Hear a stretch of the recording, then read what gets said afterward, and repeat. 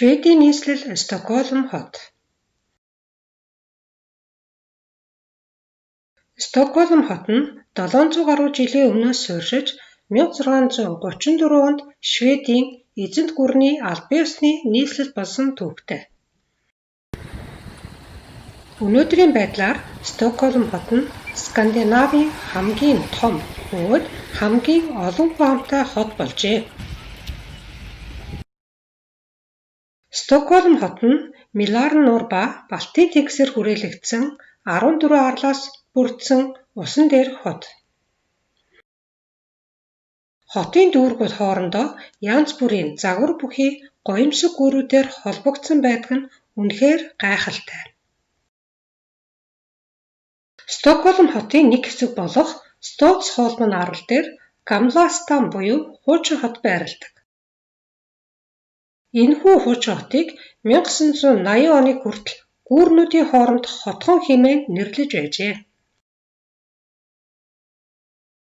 Хуучин хотод эртний үзэсгэлэнт сүм дугнууд, түүний дотор Шведийн үндэсний сүм Стокгольмын сүм, хааны ордон, Шведийн язгууртны ордон, Стокгольм хотын түүхийг дэлгэн харуулсан дундад зууны үеийн музей, Нобелийн шагналын музей зэрэг аялагчдын сонирхлыг татах үзэгрүүд олон бий.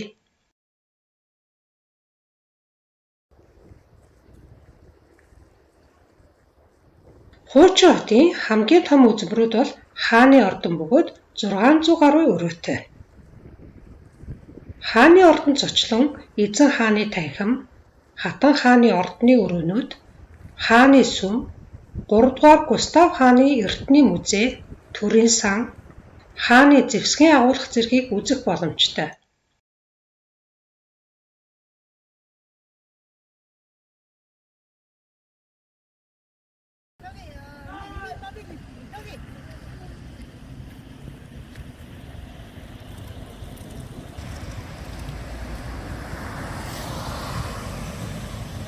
Бид хааны ордны харуулын солигдох мөчтэй таарч холоос боловч бичлэг хийсэн маань инээ.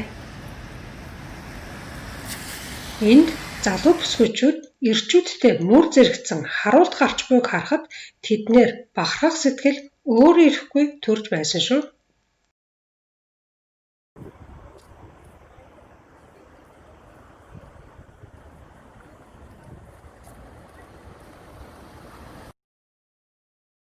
Хуучин хотын нарийн гудамар алхан бэлэг дурсгалын дэлгүүрүүдээр зочлон үндэсний гар урлал, уран зураг, баримл зэрэг бэлэг дурсгалын зүйлс худалдаа авахын сацуу 16-18 дугаар зууны үеийн байшин барилга, олон сонирхолтой дурсгалт, хөшөө баримлуудтай танилцаж болно.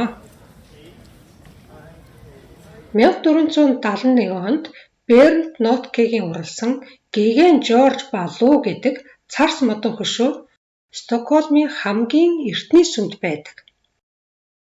Түүний хүрэл хуулбар энэхүү хөшөө нь хуучин хот Gamla stанд байрладаг. Стокгольм хотын хамгийн жижиг хөшөө Төмөрхүү, сарыг харж буй бяцхан хүү. Ердөө 15 см өндөр энэхүү баримлыг 1954 онд Шведийн зураач Лис Эриксон бүтээжээ. Бяцхан хүүг ид шидийн хүч чадалтай гэж итгэсэн зочид хүслээ шивнэн түүний толгойг ээлсээр гялалзуулсан байдаг нь бусад хөшөө баримлаас ялгаатай. Стокгольм хотын хамгийн эртний төв талбай. Энэ дүүрэгт 16 дугаар зууны үед Шведийн язгууртнуудын амьдарч байсан гоёмсог барилгууд, нарийн гудамууд, зарим нь ердөө 90 см хүртэл өргөн гудам, тохилог кафе, зоогийн газрууд олон бий.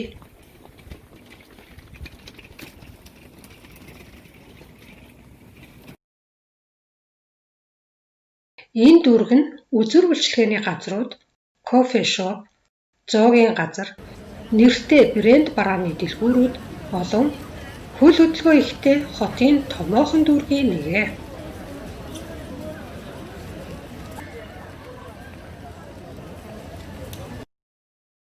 Хотын соёлын төв.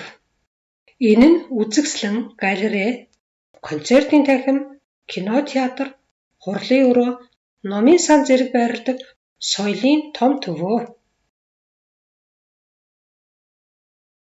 Густав Адольфын талбайд 1611-ээс 1632 онуудад Шведийн хаан байсан Густав II Адольфын хөшөө байрладаг. Талбайн зүүн талд хааны дуурийн театр байдаг. Энэхүү театрт нэг улиралд 15-аас 20 дуур, 5 орчим балетын ур бүтээл туурайдаг. 1788 онд байгуулагдсан хааны драмын театр. Театрын 8 тайзнаа жил бүр 1000 орчим тоглолт толилуулдаг байна.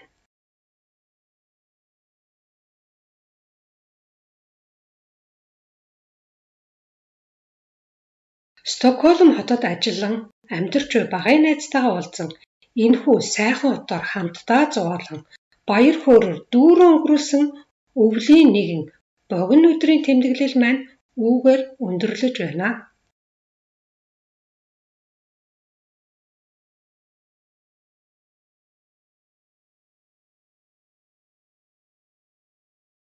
Бидний аяллаа тэмдэглэлийг үзэн сонирхож хамтдаа аялан үнд цагаа зарцуулж буй та бүхэндээ маш их баярлалаа.